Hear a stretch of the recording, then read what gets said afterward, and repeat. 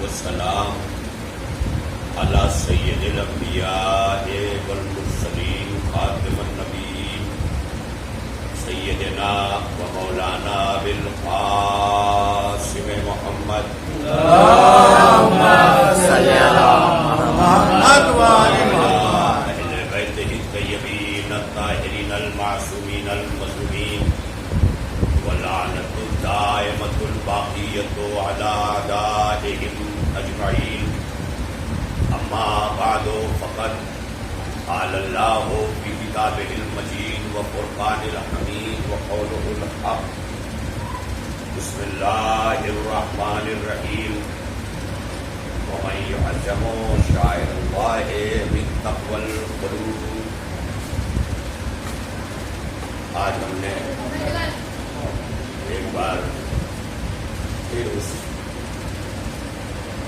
روایت کو دہرایا ہے کہ جس روایت کو ہمارے بزرگوں نے اہل بیت طیبین و طاہرین کی گداگری اور اس در کی چاکری میں اپنی زندگیوں کو ان کے حوالے کر رہے ہیں.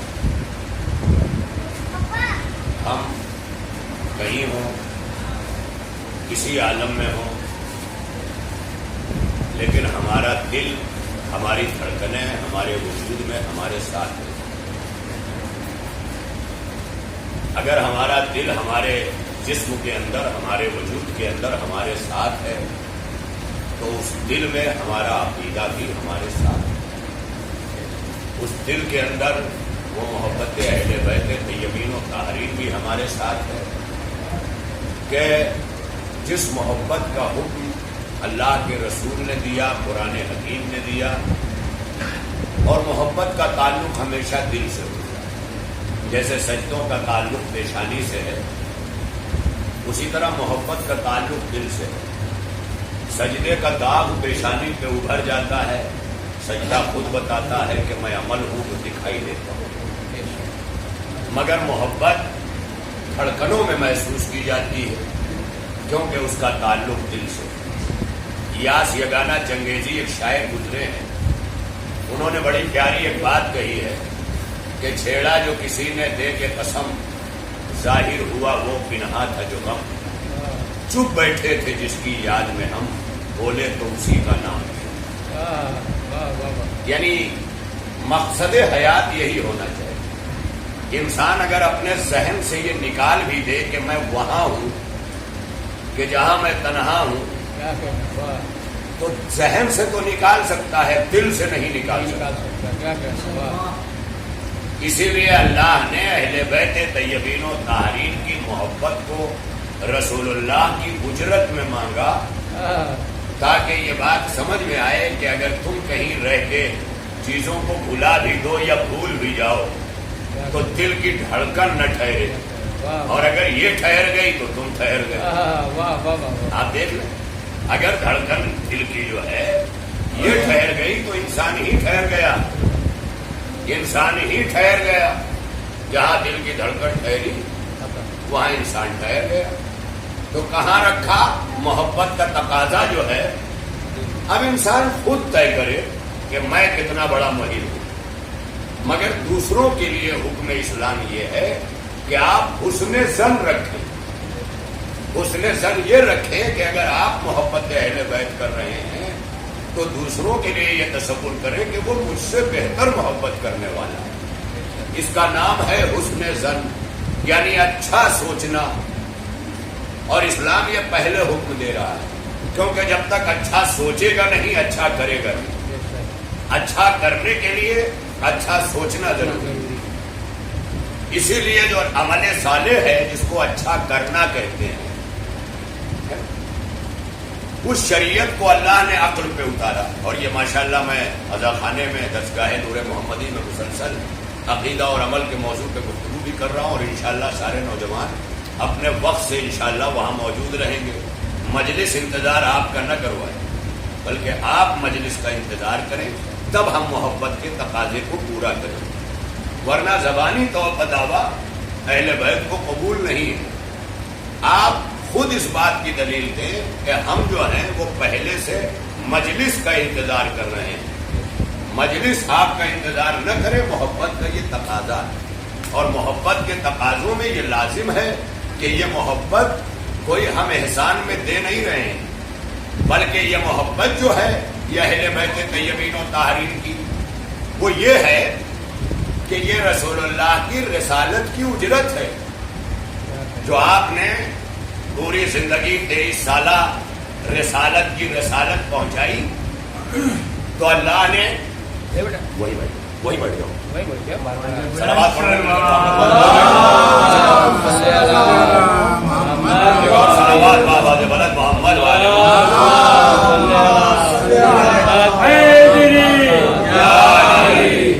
مطالب جو ہے وہ ایک مرتبہ جب جاری ہو جاتے ہیں تو یہ چیزیں رکاوٹ کا سبب بنتی ہیں۔ آپ بھی میری جگہ پہ اگر آ جائیں تو وہی مسئلہ ہوگا، لہذا اگر میں یہ چیزیں کر رہا ہوں تو وہ یہ ہے کہ کم از کم جو میں دینے آیا ہوں وہ دے دوں، ورنہ جو لینے آیا ہوں وہ تو ہر حال میں ملے گا۔ صلوات پڑھیے مل کر محمد، وہ ہر حال میں ملے گا۔ لہذا انصاف میرا یہ کہتا ہے کہ جو دینے آیا ہوں وہ دے سکوں، اور دے سکنے کے لیے لازم ہے کوئی برتن ہم بھیک کا بھی اگر لیں تو کم از کم وہ صحیح ہو کہ جس میں بھیک ٹھہر سکے، ورنہ پتا چلا کہ ہم پانی لینے گئے ہیں بھیک میں اور چھلنی لے کے گئے ہیں،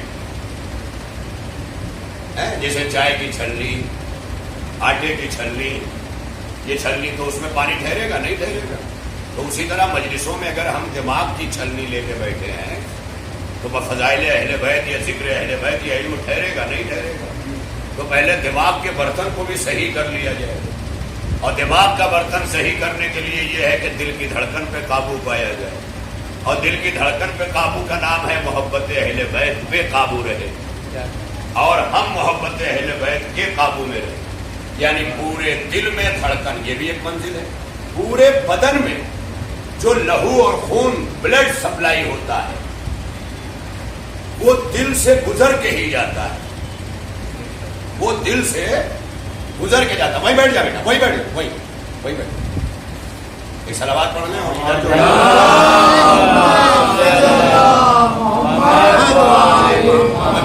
اب اگر کوئی آئے تو اس کو آہستہ سے وہیں بٹھائیے، اور تھوڑا سا آپ حضرات ادھر آ جائیں تاکہ کوئی وہاں آ سکے تو بیٹھ جائے، تھوڑا سا آ جائیں ادھر۔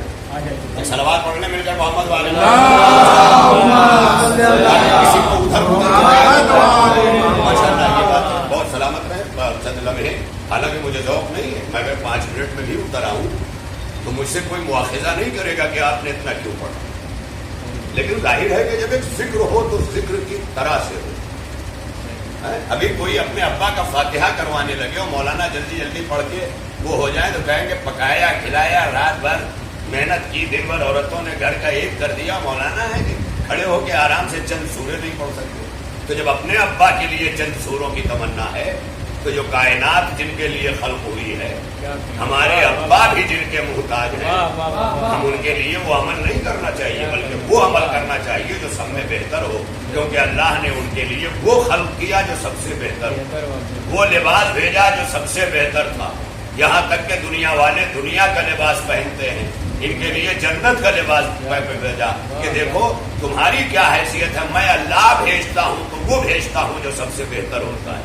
لہذا اہل بیت کے لیے وہ چاہیے جو آپ کے پاس سب سے بہتر ہو۔ قرآن بھی یہی کہہ رہا ہے، لن تنالوا البر حتی تنفقوا مما تحبون، تم نیکیوں کو ہرگز نہیں پہنچ سکتے، اس وقت تک تم نیکی تک نہیں پہنچ سکتے جب تک اپنی محبوب چیز، یعنی جو تمہیں پسند ہو، جو تمہیں اچھی لگتی ہو، جو تمہیں پیاری ہو، اس چیز کو اللہ کی راہ میں دو۔ جیسے حضرت ابراہیم اپنے بیٹے کو لٹانے لائے، باپ سے زیادہ، وہ بھی جوان بیٹا، باپ کو کتنا پیارا ہوتا ہے، پوری زندگی کی کمائی کہا جاتا ہے، باپ کی حسرت کی نگاہیں، باپ کی تمناؤں کی نگاہیں، باپ کی جو ہے وہ مستقبل کی نگاہیں، باپ کے پلاننگ کی نگاہیں، سب اسی بیٹے پہ ٹھہری رہتی ہے جیسے جیسے بیٹا جوان۔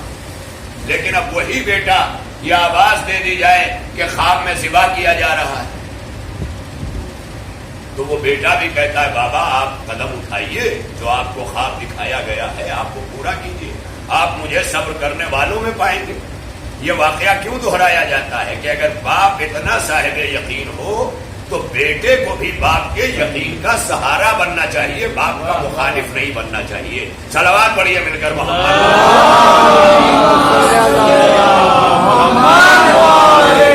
اور یہ یاد رہے کہ باپ باپ ہے، چاہے جیسا ہو۔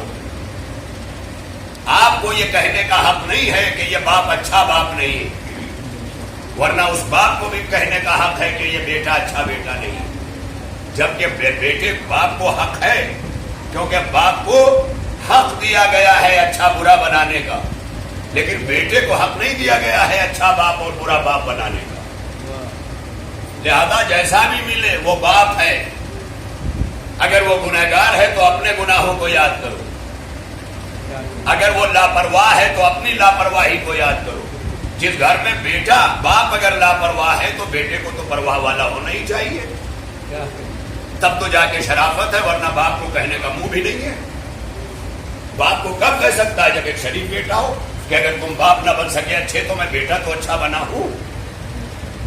جب تک اتنا نہ کر لے تب تک باپ کو حالانکہ کسی عالم میں بھی کہنے کا حق نہیں دیا گیا، کیونکہ ان کا یہ احسان کم نہیں ہے کہ ان کے ذریعے تم اس دنیا میں آئے۔ اللہ نے چنا انہیں تمہیں دنیا میں لانے کے لیے، اور اس پہ تمہارا اختیار بھی نہیں ہے سلیکشن کا، ورنہ ہر کوئی چاہتا مکیش امبانی باپ ہو، ریلائنس ہمارا وراثت ہو۔ اللہ نے یہ نہیں کیا، اللہ نے کہا ہم چنیں گے، تمہیں حق نہیں دیں گے، اس لیے کہ یہ الیکشن میں نیتا کا چناؤ نہیں ہے کہ نیتا چنا جائے، یہ باپ کا انتخاب ہے جو ہم چنیں گے۔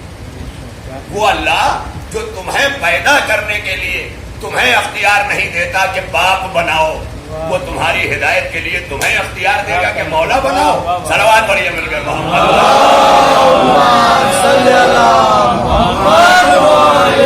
یہی پہ انسان سمجھ لے کہ اللہ نے ہمیں حق نہیں دیا ہے کہ ہم باپ بنائیں، وہ حق بھی اپنے پاس رکھا اور رکھ کر کے کہا کہ دیکھو وہی باپ ہوگا جسے ہم بنائیں گے۔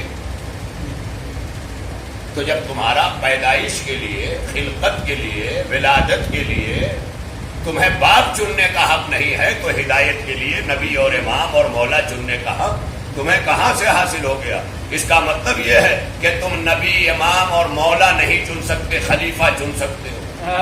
اور جب تم نے چنا تو ابو بکر بغدادی بھی للچا کے کھڑا ہو گیا کہ جب وہ چنے جا سکتے ہیں تو میں کیوں نہیں؟ لیکن نبی اور امام چنے گئے تو اللہ نے کہا میں نے چنا ہے، اور اگر تم پوچھتے ہو تم کیوں نہیں تو خود غور کر لو کہ تم کیوں نہیں چنے گئے۔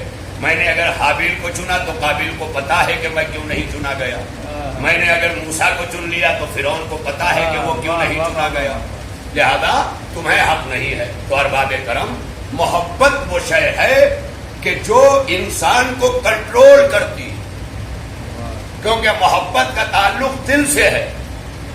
کہتے بھی ہیں نا ہم اور آپ، بھلے نہ جانے محبت کا فلسفہ، پھر بھی کہتے ہیں میں تمہیں دل سے چاہتا ہوں۔ اس کا مطلب چاہت کا تعلق دل سے ہے، اور اللہ نے پورے جسم کا جو امام ہے وہ دل ہے۔ معصوم فرماتے جیسے پوری کائنات میں امام ہوتا ہے ویسے ہی بدن میں دل ہوتا ہے، اور پھر کہتے ہیں جیسے بدن میں دل ہے ویسے ہی پوری کائنات میں امام ہوتا ہے۔ اب سمجھ میں آیا کہ اگر یہ دل پورے بدن کو خون نہ دے تو جسم سوکھ جائے، ویسے ہی امام پوری کائنات کو نہ چلائے تو کائنات سوکھ جائے، ٹھہر جائے، فنا ہو جائے، ختم ہو جائے۔